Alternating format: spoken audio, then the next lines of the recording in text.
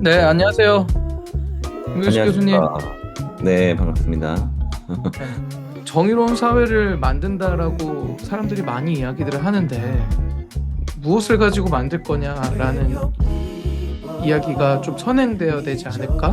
그게 우리가 얘기하는 하나님의 법이다라는 생각이 좀 드는데 네, 그러면 이 도시에 살면 교수님 얘기한 대로 아무래도 하나님의 법보다는 지금 예를 들면 미국 땅에서 일어나고 있는 이민자들의 향한 법이라든가 아니면 이 나라의 법이 굉장히 생활에 깊숙이 또 가깝게 먼저 다가오는데 어떤 훈련을 우리는 좀 계속해야 어떻게 하나님의 법이 우리 삶에 더 가깝게 할 수 있을까? 물론 하나님 말씀이겠지만요. 교수님은 어떻게 보세요?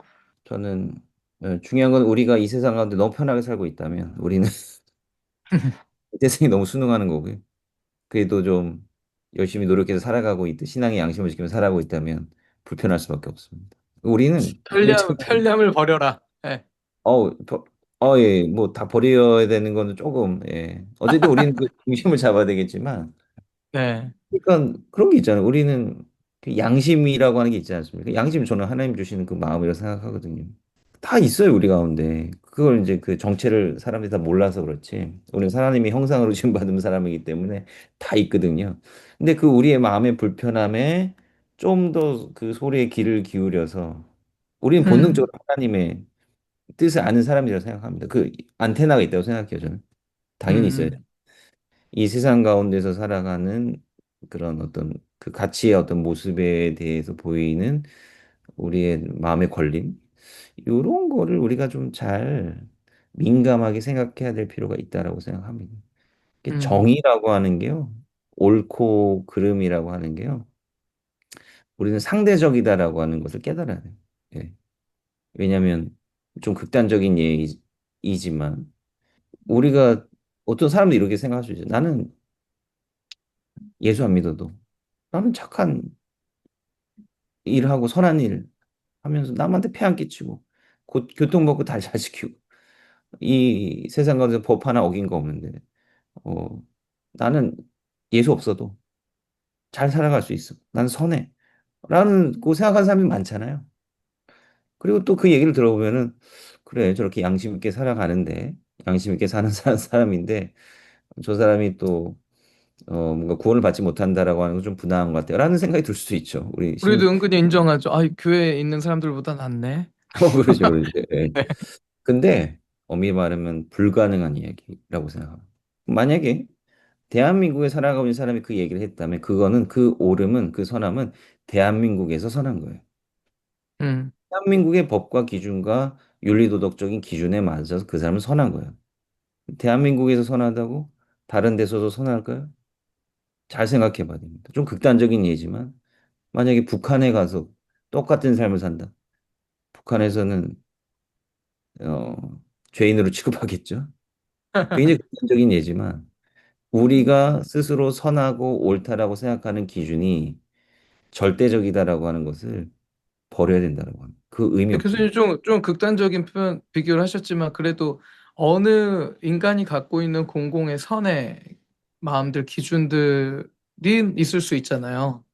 있을 수는 있죠. 근데 그거는 네, 최소한, 그러니까 최소한의 최소한의.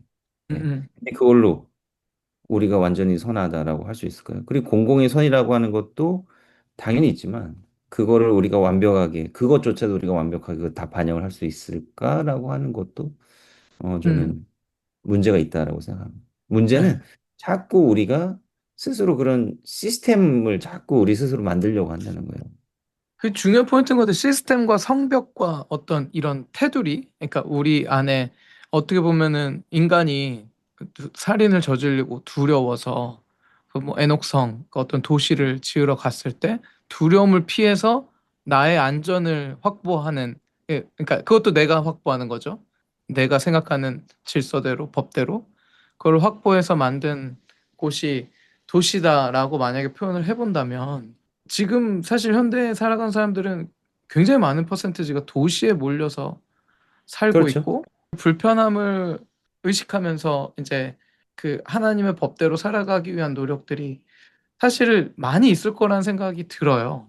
근데 오히려 우리는 그거를 이렇게 인커러지 하기보다는 편리함과 어떤 세상의 성공의 기준과 질서가 교회 안에도 많이 들어와 있다라는 생각이 말씀 그렇죠. 들으면서 좀 예. 들었어요. 예. 뭐 그래서 대표적으로 뭐 기복 신앙이죠.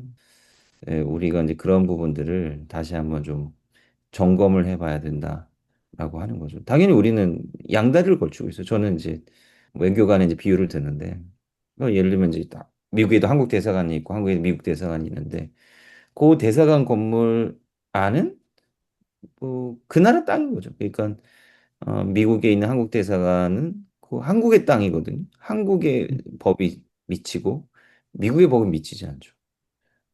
그런 스테이터스라고 생각해요. 그러니까 우리가 이 땅에 발붙이고 살아가고 있지만 그러니까 우리는 어느 법에도 이제 속해 있느냐라고 하는 것이고 그게 뭐 사도 바울의 이제 십자가의 도에 대해서 비슷한 분이라고 하는데 불편하죠. 어떻게 다른 나라의 법을 가지고 그 나라가 살아가는 게 너무 어려운 일이거든요.